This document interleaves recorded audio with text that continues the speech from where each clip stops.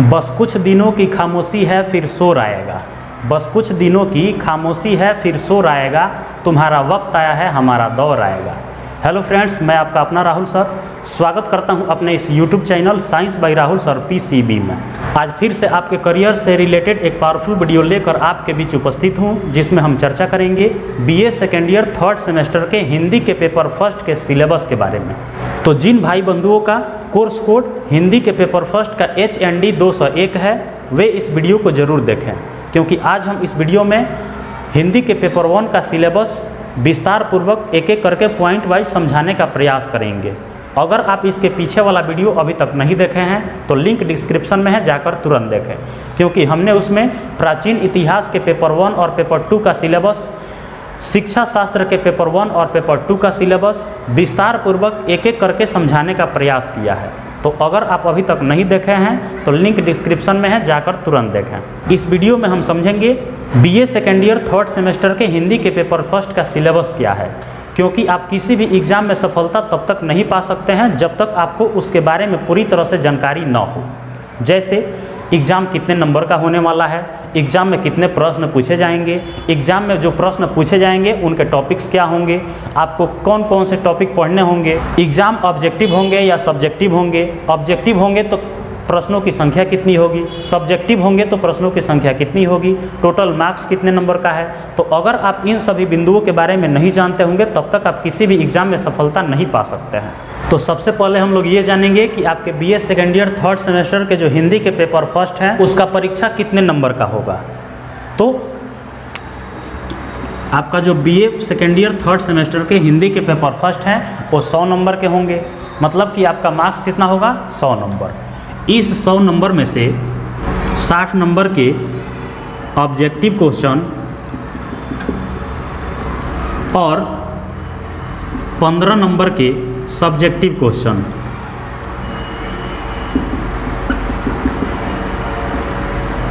मतलब कि 100 नंबर में से 60 नंबर का ऑब्जेक्टिव क्वेश्चन और 15 नंबर का सब्जेक्टिव क्वेश्चन। ऑब्जेक्टिव क्वेश्चन का मतलब होता है MCQ type. MCQ type, MCQ का अर्थ होता है मल्टीपल चॉइस क्वेश्चंस, मतलब कि आपको एक क्वेश्चन दिया जाएगा और नीचे उसके 4 ऑप्शंस दिए रहेंगे, उन चारों ऑप्शन में से सही विकल्प को चुन के आपको आंसर देना होता है। इस टाइप के कितने नंबर के क्वेश्चन पूछे जाएंगे, 60 नंबर के, और क्वेश्चन की संख्या कितनी होगी, 40, और एक क्वेश्चन का मान होगा 1.5 नंबर, मतलब कि 1.5 नंबर के 40 प्रश्न पूछे जाएंगे और इस तरह से 60 नंबर का आपका ऑब्जेक्टिव क्वेश्चन पूछा जाएगा जिसमें 4 ऑप्शन मिलेंगे। तो ये आपका ऑब्जेक्टिव क्वेश्चन हो गया। अगर हम सब्जेक्टिव क्वेश्चन की बात करें तो सब्जेक्टिव क्वेश्चन में 15 नंबर के आपको क्वेश्चन दिए जाएंगे और इसमें क्वेश्चन की संख्या कितनी होगी, 3। 100 प्रश्न आपको दिए रहेंगे, उसमें से आपको 3 प्रश्न का ही आंसर देना है। एक क्वेश्चन का मान होगा 5 नंबर, मतलब कि 5-5 नंबर के आपको 3 प्रश्न आंसर के साथ लिखना होगा 500 से 1000 शब्दों के बीच में, तब जाके आपको मिलेंगे 15 नंबर। तो सब्जेक्टिव क्वेश्चन और ऑब्जेक्टिव क्वेश्चन दोनों की अगर बात करें तो दोनों मिला के आपका होता है 75 नंबर, मतलब कि 60 नंबर का ऑब्जेक्टिव और 15 नंबर का सब्जेक्टिव, दोनों कितना हो गया, 75 नंबर।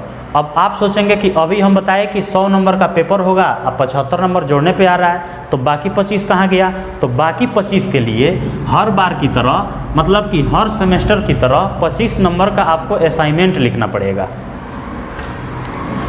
25 नंबर के लिए क्या करना पड़ेगा, असाइनमेंट।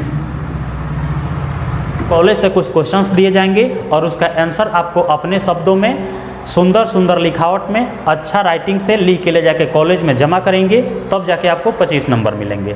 यहाँ मान है इसका 25 नंबर, लेकिन आप जैसे लिखेंगे, जैसे आप आंसर देंगे, उसके हिसाब से आपको 24, 23, 20, 22, मतलब कि जो जैसा लिखेगा उसके हिसाब से आपको नंबर मिल जाएंगे। तो 75 नंबर का एग्ज़ाम आपको जाके देना पड़ेगा जहाँ पे आपका सेंटर पड़ेगा, और 25 नंबर आपको कॉलेज से मिलेगा, वो भी असाइनमेंट लिखने के बाद। तो यहाँ असाइनमेंट क्या होता है? असाइनमेंट एक तरह से प्रैक्टिकल समझ लीजिए, आपको कुछ क्वेश्चंस दिए जाएंगे और उसको आंसर लिख के ले जाके कॉलेज में जमा कर देना है। तो ये आपका हो गया असाइनमेंट। तो 75 और 25 टोटल जोड़ें तो कितना हो जाएगा? 100 नंबर। सीधा सीधा आप ये समझ लीजिए कि आपके हिंदी के पेपर फर्स्ट जो होने वाला है उसका टोटल मार्क्स कितना होगा? 100 नंबर का। 60 नंबर का ऑब्जेक्टिव और 15 नंबर का सब्जेक्टिव और 25 नंबर का असाइनमेंट। तो इस तरह से आपका 100 नंबर का पेपर होगा, चाहे वो पेपर 1 हो चाहे वो पेपर 2 हो, दोनों 100 नंबर के ही होंगे। इस वीडियो में हम सिर्फ पेपर 1 के बारे में बात करेंगे, पेपर 2 के बारे में किसी और वीडियो में बात करेंगे। तो ये आपके हिंदी के पेपर फर्स्ट का पूरा मार्क्स का क्राइटेरिया है। इसी तरह से आपको एग्जाम में क्वेश्चंस दिए जाएंगे। उम्मीद है कि आपको बढ़िया से समझ में आया होगा। अब हम लोग चर्चा करेंगे कि आखिर ये 100 नंबर का जो एग्ज़ाम होगा, उस एग्ज़ाम में ऑब्जेक्टिव क्वेश्चन जो पूछे जाएंगे 60 नंबर के, वे कहाँ से पूछे जाएंगे। चाहे सब्जेक्टिव क्वेश्चन जो पूछे जाएंगे 15 नंबर के, वे कहाँ से पूछे जाएंगे, उनके मुख्य टॉपिक्स कौन कौन से हैं, कहाँ से आपके क्वेश्चन दिए जाएंगे, आपको किन किन चैप्टर से क्वेश्चन दिए जाएंगे, आपको कितना यूनिट्स पढ़ना है। तो अब हम इन सभी बिंदुओं के बारे में चर्चा करने वाले हैं। तो सबसे पहले हम लोग ये जानेंगे कि आपके BA second year 3rd semester का जो हिंदी का पेपर फर्स्ट है वह किस नाम से आने वाला है। तो उसका नाम क्या होगा? हिंदी गद्य प्रथम, मतलब कि हिंदी गद्य प्रथम। और इसका कोर्स कोड क्या होगा? HND 201। यहाँ लिखे हैं HND 201। तो जिन भाई बंधुओं का कोर्स कोड HND 201 है वे इसको विस्तार पूर्वक समझने का प्रयास करें। इसमें आपको 4 यूनिट्स पढ़ने होंगे। इन्हीं 4 यूनिट से आपके एग्जाम में क्वेश्चन दिए जाएंगे, चाहे वो ऑब्जेक्टिव क्वेश्चन हो चाहे वह सब्जेक्टिव क्वेश्चन हो, किसी भी तरह के क्वेश्चन इन्हीं 4 यूनिट से दिए जाएंगे। तो अब हम लोग एक एक करके इन 4 यूनिट्स के बारे में विस्तार पूर्वक समझने का प्रयास करेंगे। अगर हम पहले यूनिट की बात करें तो पहले यूनिट का नाम क्या होगा? हिंदी गद्य। हिंदी गद्य पहले यूनिट का नाम होगा और इसमें पढ़ना क्या होगा? उद्भव एवं विकास, निबंध, कहानी एवं उपन्यास। इसका अर्थ हुआ कि आपको यूनिट फर्स्ट में हिंदी गद्य का उदय कैसे हुआ, उद्भव कैसे हुआ, उसका विकास कैसे हुआ, कैसे उसका उन्नति हुआ, कैसे वो आगे बढ़ा, इसके बारे में हम लोग किस में पढ़ेंगे? यूनिट 1 के अंदर। इसके अलावा निबंध का उद्भव कैसे हुआ, निबंध का विकास कैसे हुआ, निबंध कैसे लिखे जाते हैं, कहानीकार कहानी को किस आधार पर लिखते हैं, इसका विकास कैसे हुआ, उसको दुनिया के स्तरों पर कैसे ले जाया गया, उपन्यास क्या होता है, उपन्यास का उद्भव कैसे हुआ, उसका विकास कैसे हुआ। तो इन सभी टॉपिक के बारे में हम लोग किस में पढ़ेंगे? यूनिट 1 के अंदर, जिसका नाम क्या है? हिंदी गद्य। तो ये हो गया आपका यूनिट फर्स्ट। अगर हम यूनिट 2 की बात करें तो यूनिट 2 का नाम क्या होगा? निबंध एवं निबंधकार।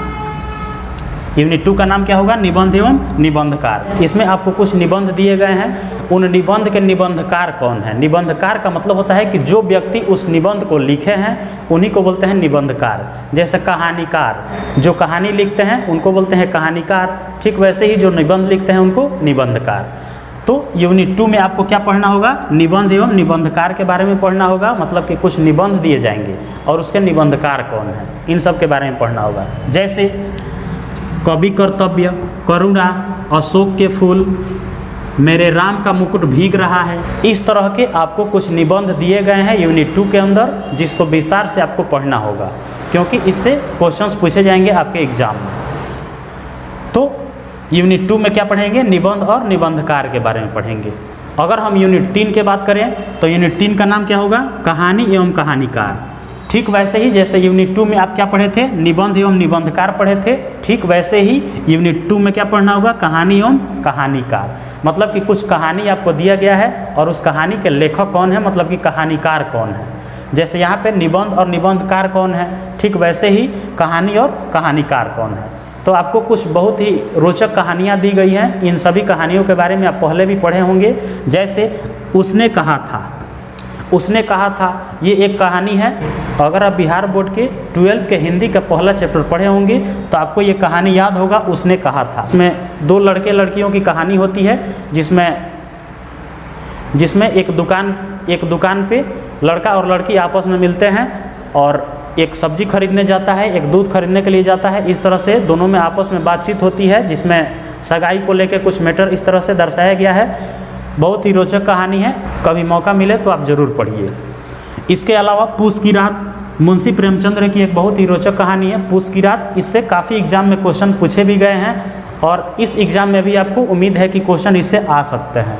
तो मुंशी प्रेमचंद्र जी का ये बहुत ही फेमस कहानी है पूस की रात, इसको आपको पढ़ना होगा। इसके अलावा पर्दा, पाजेब, इस तरह के कुछ कहानी आपको दिए गए हैं। इन सभी कहानी के बारे में आपको यूनिट 3 के अंदर पढ़ना होगा और उनके लेखक कौन हैं, कब उन कहानी को लिखे गए थे, उन लेखक के जन्म कहाँ हुए थे, कहानीकार जो हैं उनके जन्म कहाँ हुए, जन्म कब हुए थे, कहाँ हुए थे, इन सब के बारे में किस में पढ़ना होगा, यूनिट 3 के अंदर।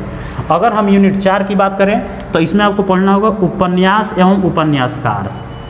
मतलब कि आपको कुछ उपन्यास पढ़ना होगा और उस उपन्यास को किसने लिखा है, मतलब कि उपन्यासकार कौन है।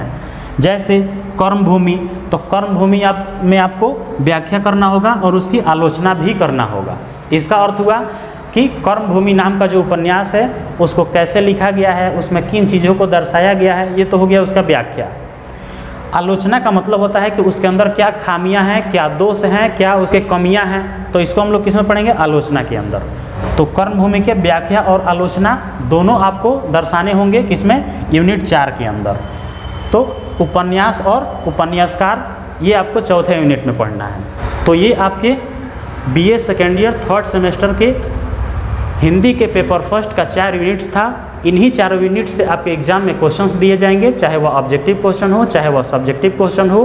दोनों प्रकार के क्वेश्चन आपके इन्हीं 4 यूनिट से आएंगे।